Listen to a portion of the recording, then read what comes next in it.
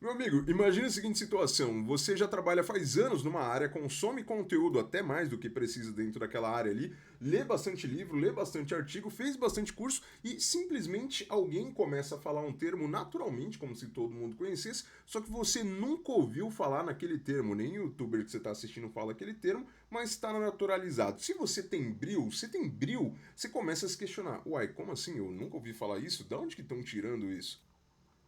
Isso começou a acontecer comigo lá em 2022, quando eu vi que tinha uma galera empolgada com o lançamento do novo jogo do God of War Ragnarok, e saiu a notícia que o jogo ele estava no estágio de desenvolvimento Gold. E aí eu comecei a me questionar, como assim estágio de desenvolvimento Gold? Para mim só existiam três estágios de desenvolvimento. E esses estágios eram o estágio de coding, né, onde você está ali codando, fazendo as coisas, o ambiente de homologação, que é o ambiente de testes, onde a gente está testando, e o ambiente de deploy, que é quando de fato vai para o cliente. Não existe estágio Gold, de onde tiraram o estágio Gold?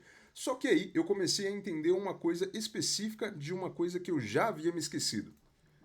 Todo jogo que você está jogando ali, ele também é um software. Olha só, veja você.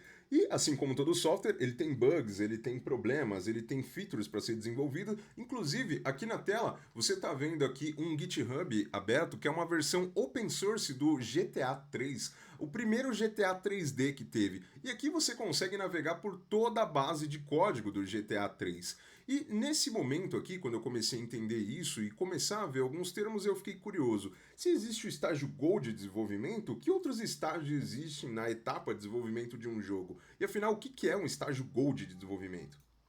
E quando eu de fato fui ler o que era um estágio Gold de desenvolvimento, eu tinha visto uma explicação basicamente muito parecida com essa aqui. É um desenvolvimento onde o desenvolvimento principal ele já foi concluído, ou seja, ele está pronto para ir para o ambiente, ele já foi previamente testado, a maioria dos bugs ali foi feito e corrigido, e também ele já é um projeto que foi finalizado e aprovado para distribuição em massa, ou seja, todo mundo pode usar a partir de agora, a gente já pode começar a produzir, e você começa a perceber que jogos de videogame eles têm uma complexidade maior. E aí entrou um ponto que é eu tenho hiperfoco em algumas coisas muito específicas. E aí eu decidi que eu ia ter hiperfoco em etapas de desenvolvimento de jogos. Pois é, eu me odeio nesse nível.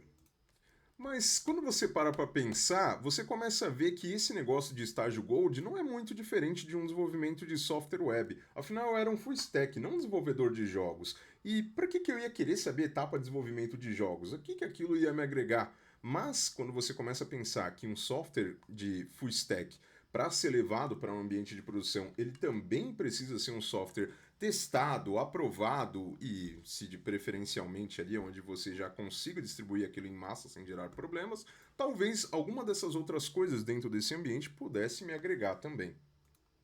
E foi aí que, por curiosidade, eu comecei a assistir os vídeos de making off de produção que você encontra aqui mesmo no YouTube do jogo do God of War. Só que tem uma coisa que me chamou a atenção. Tem um termo que eu ouvi o pessoal falando muito, o dev team, que era a dificuldade de primeiro criar um ambiente de playground. E isso foi uma palavra que eles repetiram várias vezes. Então eu decidi ver o making off de jogos mais antigos, como o do God of War 2, lá da época do PlayStation 2. E aí eu também vi a galera reclamando e falando um pouco da dificuldade de criar o primeiro ambiente de playground. E eu comecei a falar, que termo estranho, eu nunca ouvi falar nesse termo e por que isso é uma dificuldade na hora do desenvolvimento.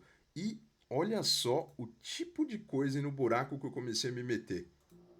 Então, como eu faço com tudo que eu estudo, eu só anotei aquilo e guardei. Eu tenho um caderninho que eu rabisco um monte de coisas e eu guardei essa palavra, esse termo, playground. Afinal, em algum momento aquilo poderia fazer sentido. E assistindo os documentários e vendo os making-of das construções dos jogos, eu realmente entendi o que era um playground dentro do cenário do desenvolvimento de jogos. O que acontece? O desenvolvimento de um jogo ele é muito mais complexo que de um software de CRUD que a gente costuma fazer, ou uma API, alguma coisa. Se você acha as regras de negócio do seu trabalho complexas, você tem que ver o que tem de regra de negócio em um jogo. E o que acontece? Como você tem várias features sendo construídas, você tem um dilema maior, que você também vai encontrar em softwares tradicionais, que é, imagina que um desenvolvedor ele está fazendo a feature de controlar o carro, enquanto o outro está fazendo o sistema, de repente, de mira, ou até mesmo que o personagem ande. Tudo isso é mais do que simplesmente funcionar isolado, eles têm que funcionar em conjunto. E se você esperar o jogo inteiro ser desenvolvido para testar aquilo em conjunto, é aquela coisa, né? Vamos cada um fazer sua parte e depois juntar o trabalho? Isso aí não pode dar problema. Ou será que pode? Bom, a verdade é que muitos desses sistemas e mecânicas não basta elas funcionarem sozinhas, elas precisam ser testadas em conjunto. Então não adianta só alguém fazer sua parte e só porque o código funciona, aquilo tá tudo certo. Tem algumas coisas, situações que só vão aparecer quando as coisas forem juntas, ou seja, quando tudo for misturado e testado em conjunto. Só que se você espera todo o desenvolvimento para testar isso, você tem um grande problema, que é o que? Você tem que esperar um software estar pronto para você conseguir ver o que se encaixa e testar alguns exemplos e funcionamentos. Então, para isso, existe o conceito de playground, que basicamente é o que o próprio nome se propõe a dizer. É um ambiente onde você vai ali testar e brincar e ver como uma coisa reage a outra no sistema, para ver se tudo conversa como se fosse um organismo único, ou se alguma coisa infere na outra e não deixa a coisa funcionar. Então, sendo bem melhor que qualquer detetive do Scooby-Doo, eu consegui mapear algumas coisas. Então, o Playground é um ambiente para você simular um funcionamento de um conjunto de features e também serve para você testar features e implementações em cenários diferentes e em cenários específicos para ver como é o comportamento daquilo e não esperar o software inteiro ser desenvolvido para depois testar isso. É como se você estivesse adiantando um processo que você só conseguiria fazer no final. Quer um exemplo de outra área para a gente sair do mundo da programação? Imagina que você trabalha com a parte de finalização de um prédio, né? Seja ali você colocando a parte laminada, seja você tratando a parte de fora do ambiente. Com que frequência sobe um prédio inteiro para que você faça o processo de finalização? Bom, não é todo dia. Se você esperar só esse momento para praticar, você vai conseguir praticar bem menos e conseguir ver bem menos como aquilo reage. Agora, se você tiver um ambiente simulado que simula ali um material de um prédio ou alguma coisa em menor escala, você consegue ver como determinados materiais reagem. Então você tem mais oportunidade de teste e oportunidade de ver como reagem em diferentes cenários. E guarda isso daí.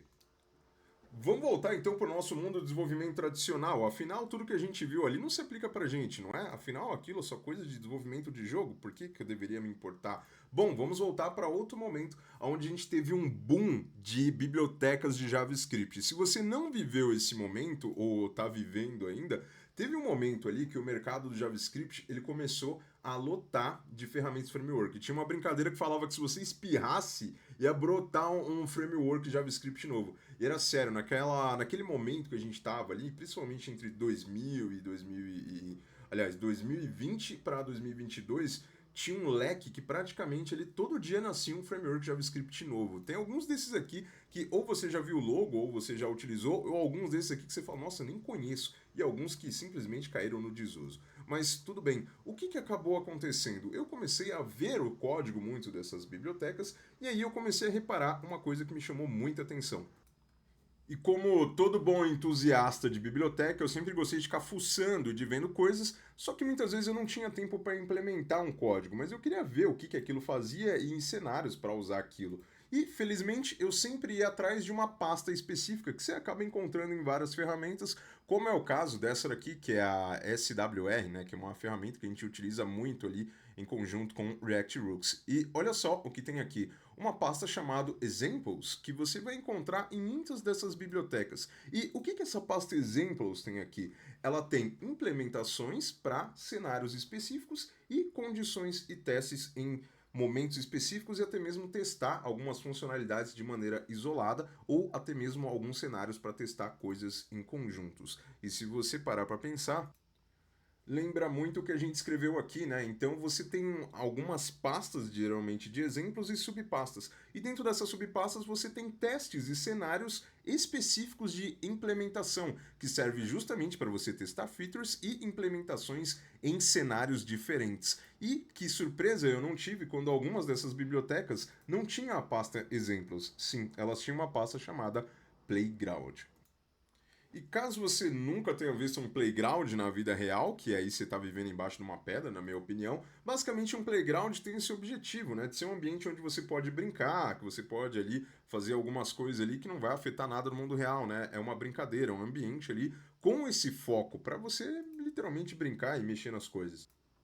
E vamos lá, voltamos a adicionar mais uma coisa dentro do nosso conceito de playground. Um ambiente onde você vai simular o funcionamento de conjunto de features ou até mesmo testar implementações em diferentes cenários. E também saber que é um ambiente simulado, é um ambiente ali de brincadeira, um ambiente para você testar, brincar, se divertir ou ver como algumas coisas se comportam. Quase que um ambiente ali de laboratório, se assim a gente pode dizer, se a gente for levar para um ambiente mais sério. E quando você começa a entender isso, você começa a ver e reparar isso mais vezes. Como, por exemplo, no site do TypeScript e no Angular, entre outros, você vai encontrar geralmente essa coisinha aqui, que tem exatamente esse termo, playground. E quando você clica aqui, olha só, ele te fornece exatamente isso. Você não precisa baixar nada, você não precisa criar um projeto real na sua máquina para poder testar e nem precisa esperar terminar alguma coisa para testar aquela ferramenta. Você consegue testar ele num ambiente quase que de laboratório, um ambiente simulado, onde você pode brincar, testar, mover coisas. E aqui você tem, por exemplo, na página do TypeScript, o ambiente de playground, onde você consegue literalmente programar e rodar código aqui, sem baixar nada. Então você tem um ambiente simulado onde você pode fazer e testar implementações antes de levar para o seu código real. E aí que você começa a ver que, por mais que seja um mundo diferente desenvolver uma aplicação web, que sim, é muito diferente do desenvolvimento de um jogo, você começa a ver que tem algumas coisas na área da programação que se misturam. Até mesmo essa técnica de criar um playground dentro de um jogo não é nova. Se você jogar jogos antigos como Sonic ou Super Mario, sempre tem aquela fase de teste ou um ambiente ali que você tem vários cenários ali com diferentes inimigos ou diferentes coisas que podem acontecer, todos reunidos numa fase, às vezes mega simples, uma fase de teste, que algumas pessoas conseguem acessar até mesmo através de glitch. Tudo isso serve para quê? Para ser um ambiente de playground e testar as coisas. E isso não é muito diferente do que a gente acabou vendo no mundo da programação. Muitas das bibliotecas elas têm essa pasta de exemplos ou playground, onde você tem vários testes de diferentes cenários de maneira isolada. Você não tem uma aplicação completa. Você tem um teste isolado em um cenário para que você consiga ver, praticar e até mesmo ver como funciona naquele ponto. Então a gente começa a chegar na definição aqui que um ambiente de playground é onde você tem um ambiente simulado para testar coisas e implementações específicas. Ou seja, você consegue testar alguma coisa sem necessariamente ter que produzir um projeto inteiro para testar aquilo, ou esperar aquela situação acontecer para que você consiga praticar. Lembra daquele exemplo que eu falei de uma construção de um prédio? Se você esperar toda vez um prédio ser erguido para praticar ao final a finalização de um ambiente desse, você tem menos chance de se expor a testes. Agora, quando você cria um ambiente simulado, um ambiente de laboratório, você consegue praticar mais vezes. Por quê? Porque você vai submeter mais vezes e mais rápido a um ambiente que você só conseguiria se expor se aquele projeto tivesse finalizado. Então, um ambiente de playground, ele também serve como um excelente ambiente de estudo. Por que não? Será que alguém dá valor para esses vídeos e temas mais detalhados e trabalhados? Ou será que eu ganharia mais like fazendo um vídeo deitado programando Java? Bom, se tá te agregando alguma coisa, já deixa um like aqui para eu saber que você está gostando do conteúdo, para eu trazer mais conteúdos como esse, ou não, trazer conteúdos mais simples. Beleza, Felipão, mas como é que eu faço para estudar utilizando isso? Bom, imagina que esse aqui é você. Felipão, eu tenho bem mais sprites e polígonos do que isso. Eu sei, usa um pouco da imaginação. É um canal de baixa renda. Bom, aqui você tem você que está querendo exercitar suas habilidades em alguma outra coisa. Vamos imaginar que você está querendo evoluir e na sua jornada você está querendo aprender mais sobre Solid, que é um dos princípios e boas práticas que a gente usa dentro da programação. Um conjunto deles para ser específico. Porém, se você esperar aparecer uma oportunidade para você implementar alguma regra de Solid dentro ali de algum projeto seu, pode ser que você passe muito tempo esperando pelo aquilo acontecer e aí você vai se expor menos àquilo. Ou então, até mesmo quando você está estudando arquitetura, você pensa que você precisa construir um projeto inteiro, só que você não pensa de uma maneira faseada, de uma maneira em cenários, e é justamente essa a ideia. Ao invés de você esperar alguma coisa acontecer para você se expor àquele tipo de situação, o que você vai fazer? Assim como um jogo tem várias fases, você também vai começar a criar cenários específicos com aquilo. Assim como você tem ali né, a fase 1, a fase 2, a fase 3, onde você vai determinar cenários aonde você vai criar coisas. Então, ao invés de esperar acontecer algum cenário onde você consiga aplicar uma regra para o Solid, o que você vai fazer? Você vai desenhar cenários ali para que você consiga usar cada um desses. Felipão, como é que eu faço para desenhar um cenário? É tão simples quanto, tá? Você não precisa complicar. Cada um desses é uma pasta. Cria uma pasta onde você vai falar, ó, nessa pasta eu vou aplicar o princípio do single responsibility, nessa pasta eu vou aplicar o princípio do open close e nessa outra pasta eu vou aplicar o princípio do Liskov. Aqui é interessante, assim como um jogo você vai evoluindo, a ideia não é que você necessariamente faça com alguma coisa que você já domina. A ideia é justamente você fazer isso, você pegar algum tema que você não domina e se propor a colocar ele em fases, né? Se você se colocar pastas ali. Então, olha só, é a ideia de você jogar o chapéu do outro lado e descobrir como vai buscar. Então, o que você vai fazer? Você vai definir pastas ali, literalmente você consegue fazer isso com o seu VS Code, não complica, você não precisa de nenhum software específico, tá? Você literalmente pode fazer isso com pasta do Windows e um bloco de notas se você quiser. E aí, o que você vai fazer? Para cada pasta, você vai colocar algum tema ali que você quer testar um cenário de implementação. Então, na prática, a gente acaba vendo que cada uma dessas pastas aqui é um cenário onde você vai gerar uma implementação. Na prática mesmo, o que vai acontecer? Isso aqui vai ser um repositório no GitHub com várias pastas dentro de uma temática ou conjunto de coisas que você se propôs. E cada uma vai ter uma quantidade a mais de pastas ou menos de pasta, depende dos cenários do que você quer testar. E aí você vai se perguntar, tá, mas o que muda isso de eu simplesmente criar um monte de pasta e largar um monte de código? Bom, para isso, né, você não vai fazer a moda loucura, né? Você vai impor condições parecidas com o ambiente real. Lembra, ainda é um ambiente de laboratório, é um playground, não é uma coisa jogada. E aí, o que você vai fazer? Você tem o ABC. Então, para cada pastinha dessa, pensa que você tem o ABC. O que é o ABC? Bom, o ABC basicamente é o que você vai precisar dentro do seu repositório. Então, basicamente, o A é de assets, ou seja, todos os materiais que você precisa ali. Então, se você é front-end, vai ser uma página front-end mais simples possível criada. Se você é um back-end, é pelo menos uma API a mais simples possível criada. E se você de repente é um profissional de dados, é uma base de dados ali, alguma coisa fictícia. Inclusive você pode ter um asset que vai servir ali para basicamente todos os cenários. Vai mudar o como você lida com ele naquele cenário. Você não precisa construir múltiplos cenários, você só precisa de um só. E hoje em dia com o ChatGPT você consegue pedir para ele construir isso para você na hora. A segunda coisa que você tem para você simular um ambiente real são as business rules, que eu vou falar um pouco mais depois, e o coding, que de fato é a implementação que você vai fazer. Mas a parte mais importante aqui, lembra que eu falei que o objetivo de um playground era você testar cenários específicos em conjuntos? Bom, como é que você consegue simular isso? Aqui é onde entra, onde você vai colocar condições e restrições ali para o cenário que você está criando. É tipo quando você está jogando um jogo de videogame e você está atrás daquele achievement, né, aquela conquista, e aí tem aquele modo challenge, geralmente dos jogos, que fala, você tem que conseguir fazer tal coisa sem acontecer tal coisa, como por exemplo, passar por toda a fase sem tomar nenhum dano. Então você tem uma condição e você tem um conjunto de restrições. E é exatamente isso que você precisa fazer. E quando você for colocar isso no seu VS Code, você vai ver que isso aqui é literalmente alguma coisa muito simples. Eu tenho aqui um README principal, onde eu tenho um link que aponta aqui para as pastas. Eu tenho uma pasta que eu chamei de Playground, e aí você pode dar o nome que você quiser, pode dar de samples, exemplos, examples, o que você quiser. O que importa é que você tenha diferentes cenários para aplicar. Na sequência, para cada uma dessas pastas, eu tenho aqui o que de fato é o desafio, que é justamente o que? São as condições e restrições. É isso que vai aproximar isso mais de um cenário real e não ser só um monte de código.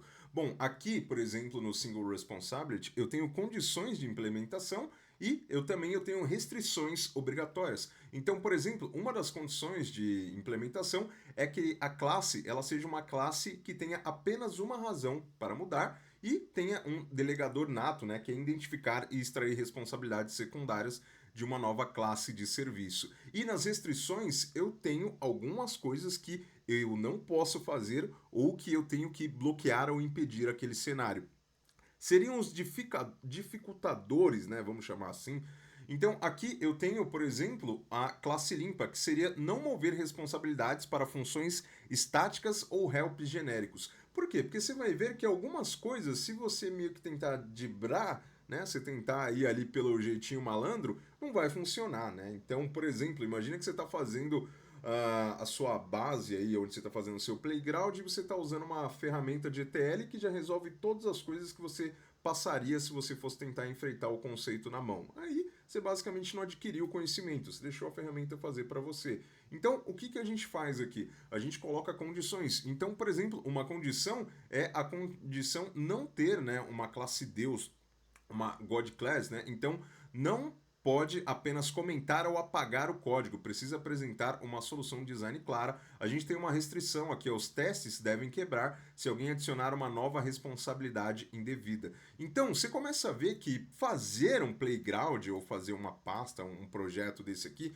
é muito simples. Inclusive, se gostaria de pegar isso aqui como template, eu acho que eu vou subir isso aqui lá no GitHub, caso você queira clonar e fazer um playground do que você quiser. E aí você deve estar se perguntando, tá, Felipe, mas por que eu faria um playground? O que isso aqui me agrega, né? Você deu todo esse rodeio para criar um repositório simples? Bom, a primeira coisa é você se desafiar, porque como você conseguiu ver, criar um projeto desse aqui, ele é simples, ainda mais agora na era do chat GPT e IA. Você pode literalmente pedir para ele criar condições. Eu vou deixar o GitHub aqui e aí você pode pedir para ele adaptar para o tema que você quiser. Seja para você que está começando a trabalhar com framework e quer passar diferentes cenários dele, então você tem a vantagem de você se expor a cenários e situações específicas mais vezes e mais rápido. Você não precisa esperar aquilo acontecer no mundo real para você ter que lidar com aquele tipo de problema, porque você tem condições e restrições, assim como acontece no mundo real. Outra coisa também é que esse repositório, ele acaba sendo um repositório muito interessante para você usar de portfólio. Vou te dar um exemplo de um aqui que eu digitei no aleatório e encontrei, que é o Design Patterns em PHP. E eu gosto dessa ideia de você usar um nome que as pessoas pesquisariam. Então, se você vai criar alguma coisa, por exemplo, com React, então seria, por exemplo, React Samples ou exemplos em React. Pensa num nome que é buscável, encontrável. Por quê? Primeira coisa é que, além de ser um ambiente de estudo para você ter de playground ali, você vai ver que várias outras pessoas vão começar a te dar estrelas ou conseguir visualizar, porque você vai tornar aquilo buscável, né? Que você está dentro das normas de SEO, que é basicamente o Search Engine Optimization, que todas as ferramentas e browsers ali, você tem alguma ferramenta de pesquisa. E além de você fazer um repositório para você se testar, você tem um repositório ali que muitas pessoas acabam usando aquilo como guia. Então vai servir tanto para você quanto para outras pessoas consultarem aquilo ali. É tipo quando você tem um personagem que é um mago ali no RPG, e ele tem o Grimório, onde ele consulta os seus feitiços, é basicamente isso. Então você tem aqui como se fosse o livro de feitiço, o Grimório, o seu ambiente de código, então ele acaba servindo tanto para você conseguir se posicionar, e isso é um excelente tipo de repositório, você vai conseguir ser mais encontrado com esse tipo de repositório, então você acaba vendo que esse tipo de repositório tem muitas estrelas no GitHub, quanto também serve para você mesmo para consultar. Eu tenho algumas coisas e alguns códigos que eu uso mais para consultar. O seu GitHub, ele não é só para você salvar um código e não perder. Ele tem outras utilidades. Inclusive, eu posso fazer até um vídeo só de utilidades do GitHub, além do óbvio. E outra coisa que é interessante é você usar o GitHub como o seu repositório de conhecimentos.